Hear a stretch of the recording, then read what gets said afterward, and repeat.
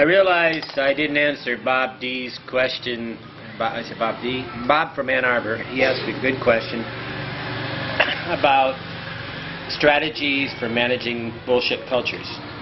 Bullshitting cultures are cultures that basically refuse to ever just tell you they don't know the answer, and they just give you an answer.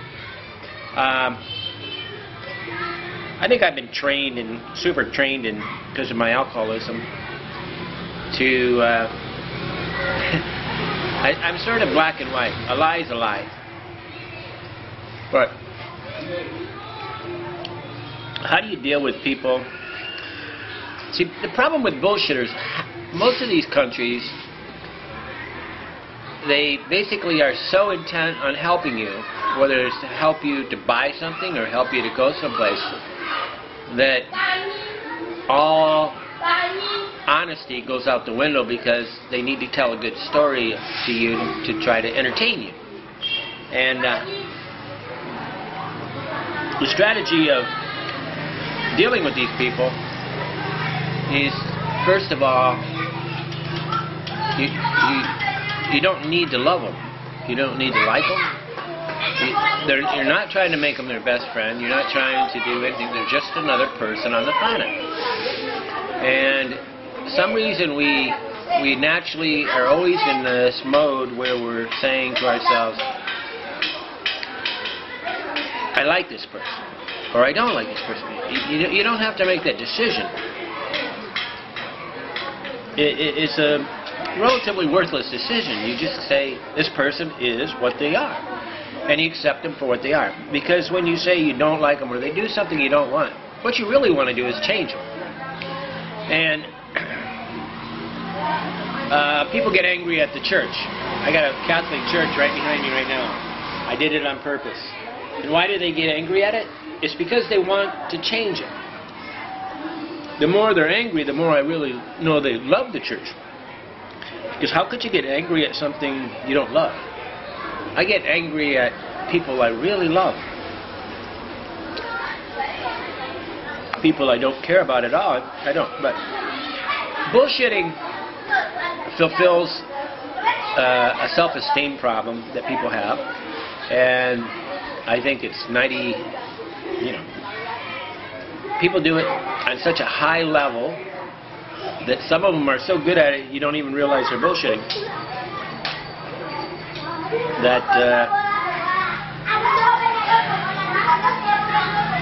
people want to believe in people. They want to believe that Obama's telling the truth. They want to believe that President Bush is telling the truth. Some just don't want to believe he's telling the truth, and they take sides. Instead of just looking at each thing as a thing, so the first thing you do is, when you're dealing with the strategy, is you're looking at the person in the eye. And you're seeing if they have a meeting of the minds. In real estate, when I sold real estate, the meeting of minds is a very important topic as part of a contract. A contract means that two people understand each other well enough that they can do it. Now, for me to have a meeting of the minds with a French person, very difficult.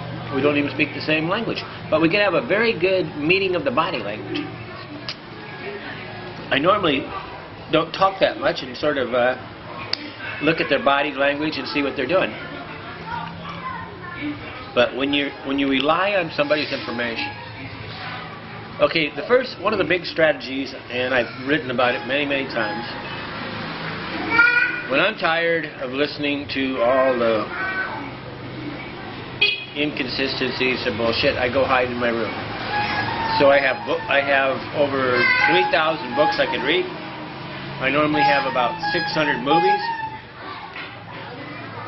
And I don't try to be greedy. I see a lot of people that are traveling be greedy. They got all the way to Africa, and now they have to spend 8 hours or 12 hours a day doing something, as if that will make the trip better.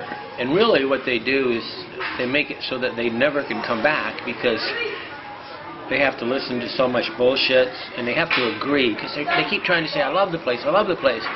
And they don't want to get in touch with the fact that they don't have to love the place. It's just a place they're visiting. Just because you live in a place doesn't mean you have to love it. It doesn't mean you have to hate it. It just means it is what it is. But people go to countries trying to make a decision like, is it a place for me to live? Why do you have to make that decision? Just, is it the place to live today? Hold on one second. Probably my friend wanting to go. At the end, if you just accept people for who they are and don't try to change them, the more angry you get, the more your desire is to change them. And there's also, I don't like the amount of time that they use of mine by being inconsiderate. I normally, one strategy for dealing with bullshit is until I get the obvious, that obviously are telling the truth, I don't do it. And I don't just, I mean, it's really hard. You have to have discernment. Discernment is like the idea. Study the word discernment in the Bible. It's really kind of an interesting term. But when you look at a person, can you discern whether they're a good person or a bad person? I look at the tells, the signals that tell me they're a good person. Obviously, a good person to me is sort of smiling and giving me good feeling back. If I'm talking with a person that is not giving that, I try not to. But you got to understand that the bullshitter is trying to give you a good feeling, and they're telling you a story, right? So I don't know. It's all about lies, right? And body language don't lie, and words are always lying. I mean, people lie. I mean, I really believe that most people can't go more than 2 sentences without lying. But you have to learn to accept the lies from your friends. I mean, if you learn that your friends are going to lie to you, and they some reason don't see that just telling the truth is a good thing, which is 99% of them, instead of telling you, I'm tired and I feel like, I'll give an example. I had a real estate appointment with a very, very rich guy in Fort Wayne, and he was coming from Bern or something like that, and I missed the appointment. And he calls up and he goes, where was you? And I said, I fell asleep and I didn't wake up. He goes, what? I took a nap and I just overslept. He says, at 2 o'clock in the afternoon. I said, yeah, I was sleeping on the couch. He goes, he forgave me because it was the truth. But if I would have gave him, you know, most people would have instantly reverted into, oh, we had emergency, blah, blah, blah. And they don't believe in the truth. So you have to believe in the truth. But no, but I know that the other side of I believe in the truth, but I know that 99% of the people I'm dealing with don't believe in the truth. Sometimes I laugh at the churches, because the churches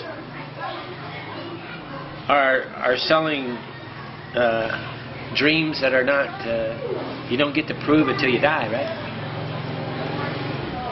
Which is good to give people hope, but it's also not. They make it so like we're all brothers and sisters and everybody's their best friend.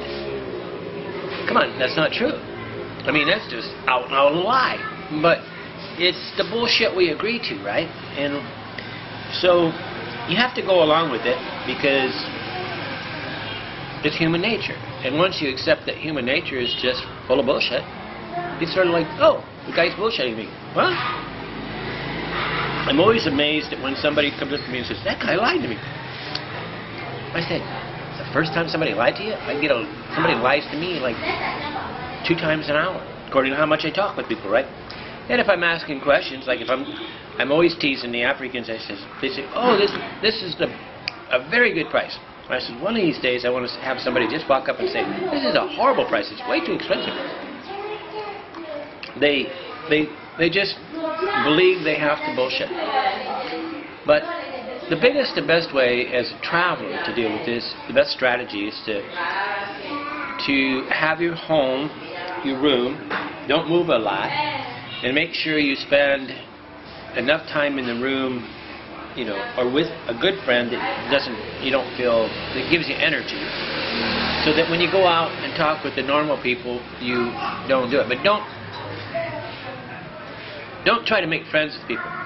Just let them be what they are. I don't try to make friends. I find many friends, but I don't try to say, this is my friend, he's a good person. I look at all my friends as being sort of assholes. Just what level of asshole are they? And then I accept them on who they are, with all their infallibilities. My mother is not perfect, and my father was far from perfect. He's a very good man, but he was not perfect. And I could go into great detail on how he wasn't perfect. And I could also go into great detail on how he was good. He wasn't all good. He was human. And humans, you must accept humans. Albert Schweitzer said reverence for life. And when you say reverence for life just means it's a human, complete with everything, and we need to love them no matter what. And don't try to change them. Nobody changes anybody. We don't change people, places, and things. We can change our pants. We don't change people, places, and things. But there's this never-ending belief that through education, training, and stuff that we change people. It's bullshit. Once you realize that that's all bullshit and that you really don't change anybody, you stop. And once you stop trying to change everybody, golly, there's a lot less work to do and life is good. But in travel, hide in your room more. Find a way to go into your own little head, whether it's a movie, a book, good friends, finding the expat cluster. Don't walk down the street, take a motorcycle. You see guys in Africa, they drive cars everywhere. Well, what are they doing? They're trying to make sure that they have no possible way of becoming angry at the Africans. It's a little heavy duty, right? Americans do the same thing. They go straight home from work, they do certain things, they walk into the office, they don't talk to anybody. They don't want the opportunity. They go hide in their cubicle. Why is the internet so good? It's so controllable. That's why people love the internet. I don't love the internet. I'm not sitting surfing on it. I'm most of my time with people. But I don't have any expectations. I expect them to be... I assume they're lying to me.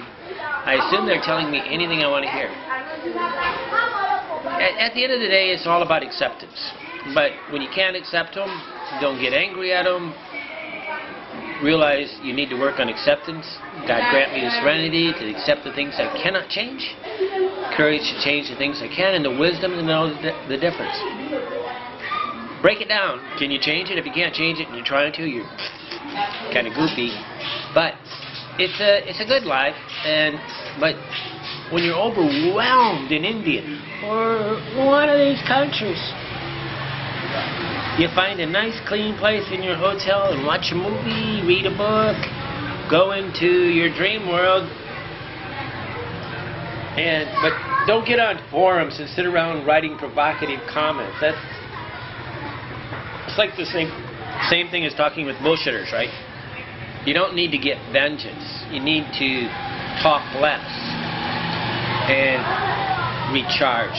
And once you learn your balance, it's pretty easy. Why I can travel is simple. I have very good balance. I know when to stop, and I know when to go, and I know when I'm getting emotionally at things, and I admit it. I don't bullshit myself. Okay, I hope that's a better answer on strategies. But it's all about acceptance and hiding in your room when you're really in trouble, or leaving the whole country. That's what I'm going to do right now for Africa. I'm leaving. It doesn't mean I don't love it. It just means I've had enough.